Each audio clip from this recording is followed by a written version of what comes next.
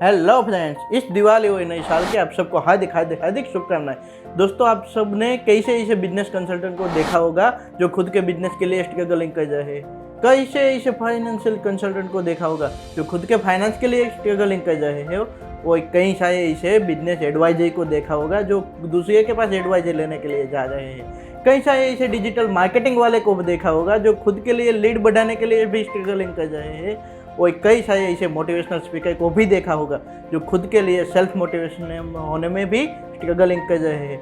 लेकिन ऐसा क्यों हर साल में हर लोग दीपावली या हो या मार्च का एंडिंग हो, साल में 2 बार खुद के लिए गोल शीट बनाते हैं और मिशन स्टेटमेंट और सब कुछ बनाते हैं, विजन मिशन सब कुछ बनाते हैं। लेकिन ऐसा क्यों कि वो बीच में से रुक जाते हैं। ऐसा तो क्या होता है कि वो बीच में से रुक जाते हैं। दोस्तों, there are 2 types of mindset. हमारे माइंड का 2 टाइप्स होता है, पहला इमोशनल और सेकंड एक्शन ओरिएंटेड। क्या आपने भी कोई भी गोल शीट बनाया है वो इमोशनल में आके बनाया है या एक्शन ओरिएंटेड आके बनाया है? दोस्तों, ऐसा कभी होता है जब भी आप इमोशनल स्टेज में आते ही अपना गोल शीट बनाते हैं। दोस्तों, इमोशनल स्टेज में क्या होता है, कई सारे ऐसे लोग होते हैं जो अपने हिसाब से इमोशनल हो जाते हैं कि भाई मुझे ये करना है, मेरी कई सारी वर्षों की विश है कि मैं ये पूरा करूं, मेरी वर्षों से ये सपना है कि मैं मेरा सपना पूरा करूं। लेकिन सपना पूरा नहीं होता क्योंकि उन्होंने अपने इमोशनल स्टेज में आके ही उसका सपना बनाया है और इमोशनल स्टेज में आके ही उसने अपना गोल शीट बनाया है। लेकिन आज के ये नए साल के दिन मैं आपके लिए एक बोनस और एक गिफ्ट के तौर पे एक नया गोल शीट देने के लिए जा रहा हूँ। वो गोल शीट को फॉलो करके आप अपने गोल तक का पहुंचने में आपको बहुत सारी आसानी होगी। दोस्तों, गोल शीट बनाने में ध्यान में रखने वाली कई सारी चीज़ें हैं, लेकिन मैं आपको एक पूरा लिस्ट दूंगा। वो लिस्ट के हिसाब से जब आप अपने हिसाब से गोल शीट बनाएंगे तो आपको भी अपना सपना पूरा करने में बहुत सारी आसानी मिल जाएगी। तो सबसे पहले आपको बनाना रहेगा अपना गोल या अपना मिशन स्टेटमेंट। तो एक पेज लीजिए और पेज में लिखिए कि मेरा गोल ये है और मेरा मिशन स्टेटमेंट ये है। उसके बाद दूसरे रो में आप लिखिए कि आपके गोल की रिमाइंडर सिस्टम, कोई भी चीज़ हो उसको याद रखने के लिए हमको रिमाइंडर सिस्टम चाहिए। हमारे मगज को और हमारे माइंड को ऐसा एक्शन ओरिएंटेड होने में भी हमको रिमाइंडर सिस्टम की ज़रूरत पड़ती है। लेकिन आप जब भी अपना गोल बनाते हो तो रिमाइंडर सिस्टम बनाना भूल ही जाते हैं। तो आज आप बनाइए अपना रिमाइंडर सिस्टम। उसके बाद आते हैं कि what result what you want. आपको कौन सा रिजल्ट है जो आपको चाहिए। मैं पूरे साल मेहनत करके मुझे ये रिजल्ट तक पहुंचने का है। फॉर एग्जांपल, मुझे नया घर खरीदने का है। फॉर एग्जांपल, मुझे नई कार लेने की है। फॉर एग्जांपल, मुझे मेरे हेल्थ पे ऊपर ध्यान रखने का है। और कई सारे आपको जो रिजल्ट चाहिए वो रिजल्ट का भी आप लिस्ट बनाइए। तो इसमें क्या होगा, जब आप ये लिस्ट बनाएंगे तो आपको मालूम पड़ेगा कि आपके गोल के थ्रू आपको कहाँ तक पहुँचने का है। आप अभी इधर है और आपको इधर जाने का है, वो दोनों को आप इजीली मेजरेबल कर पाएंगे। हमारा अगला पॉइंट रहेगा एक्शन। तो एक्शन में हम आपको देखेंगे कि आपका गोल पूरा करने में आपको कौन सी एक्शन लेनी पड़ेगी। दोस्तों, हमने पिछले वीडियो में देखा एसओपी के बारे में।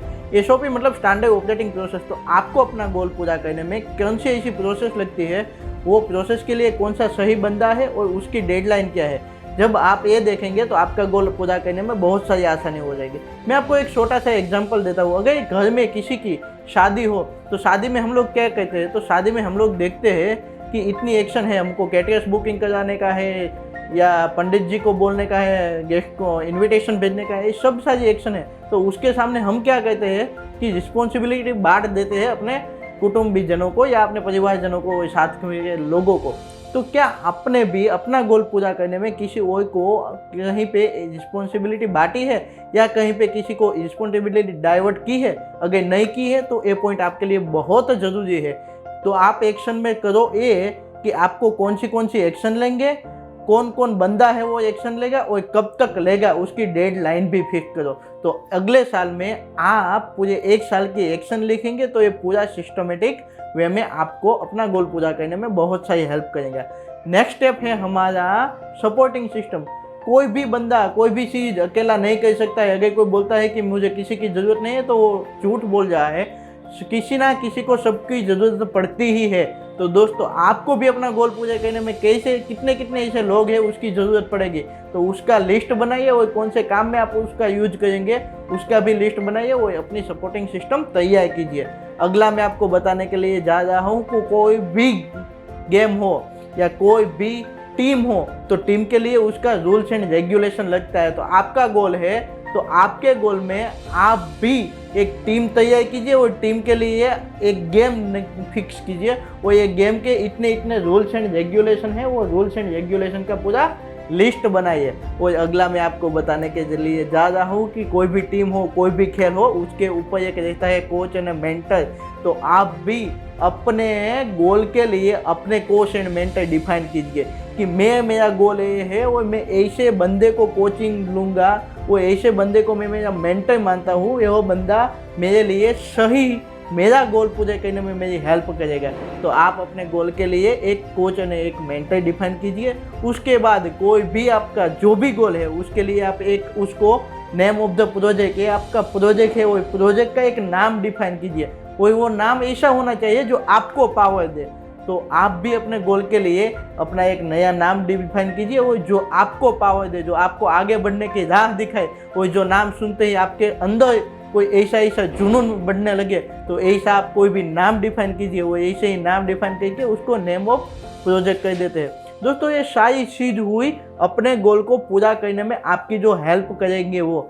लेकिन जो हमने दूसरे स्टेज की बात की, एक्शन ओरिएंटेड मोड, हमने पहला देखा इमोशनल और दूसरा देखा एक्शन। तो एक्शन ओरिएंटेड मोड में आपको ये सब एक्शन लेके पूरे साल के लिए तैयारी करने की रहेगी। और ये वीक का आपका असाइनमेंट ये है कि आप ऐसे ही अपनी शीट तैयार कीजिए और ऐसे ही अपनी शीट तैयार करके आप भी एक्शन ओरिएंटेड मोड में आ जाएंगे।